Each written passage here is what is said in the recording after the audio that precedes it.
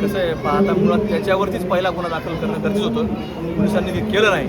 म्हणून पोलिसांनी न केल्यामुळं बापूला लोकशाही मार्गाने बापूने केलं आहे. बापूच्या त्याच्यात कुठं काही वेगळं काही केलं असेल भाग नाही. बापूच्या मुखातनं, कारण ते हरिभक्त पारण आहेत, त्याच्या मुखातनं काही वेगळं काही निघालं नाही.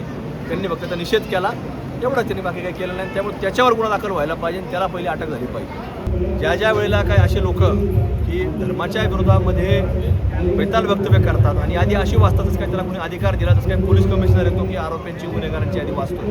त्यामुळे अशा लोकांना अशाच पद्धतीने उत्तर देणं गरजेचं आहे आणि याचं अनुकरण हे पुढच्या पिढीने निश्चित रूपाने करावं, जो धर्माच्या विरोधात काम करत असेल. आणि बापूंनी जे केलं आहे ते काय स्वतःचं नाही केलं, जे त्यांचे आदर्श व्यक्तिमत्व आहेत, ज्या लोकांनी भारताची अखंडता, मग पंढरीचा पांडुरंग असेल किंवा प्रभू रामचंद्र असतील, यांची भगव्या पताकासाठी स्वतःचं जीवन समर्पित केलं. लग्न नाही केलं, कुटुंब नाही, काही नाही.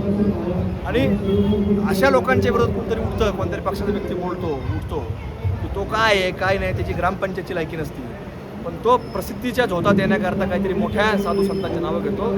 त्याला याच्यापेक्षाही वाईट करणं गरजेचं आहे.